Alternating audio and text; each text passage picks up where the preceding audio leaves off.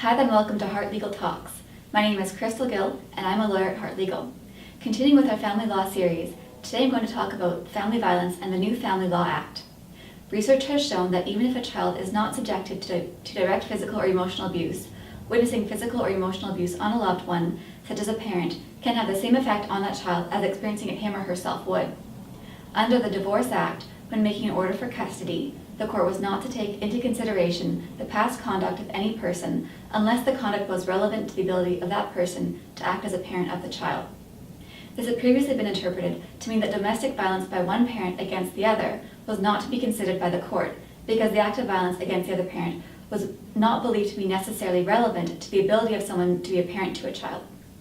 The new Family Law Act changes this and specifically takes into consideration the effect of violence on the family and includes a definition for family violence. Family violence includes physical abuse, sexual abuse, attempts to physically or sexually abuse a family member, psychological or emotional abuse of a family member that includes intimidation, harassment, coercion, or threats, including threats respecting other persons, pets, or property, unreasonable restrictions on a family member's financial or personal autonomy, stalking or following of the family member, and intentional damage to the property. And in the case of a child, direct or indirect exposure to family violence. In my opinion, the biggest change to the pre-existing law is the acknowledgement that family violence includes both direct and indirect exposure to family violence. Statistics Canada conducts a poll of self-reported spousal violence every few years. The last poll took place in 2009, where 6% of Canadians reported being physically or sexually victimized by their spouse within the 5 years preceding the survey.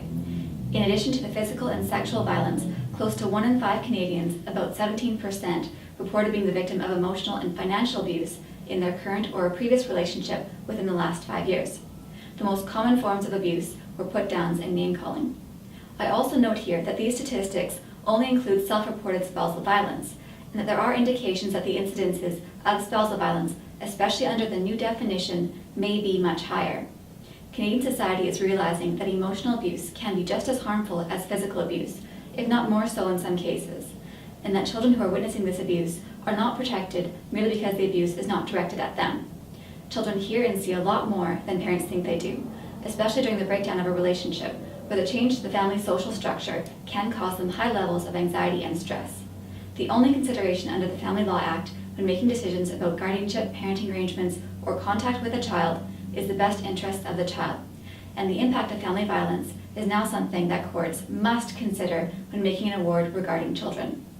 The fact remains that bullies exist within our society, and for whatever reason, they feel the need to put other people down, either physically or emotionally. For a bully to overcome this mindset, the bully must be made aware of their behavior and want to change. For the victims of this behavior, they must be empowered to know that they deserve to be treated with respect, and to be brave enough to make changes to the relationship, which can sometimes include ending it. All in all, if you are being bullied by your spouse or bullying your spouse in front of your children, the court now wants to hear about it.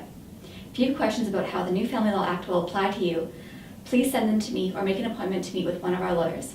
Thanks for joining me today for one of our Family Law series on Hart Legal Talks. Bye for now.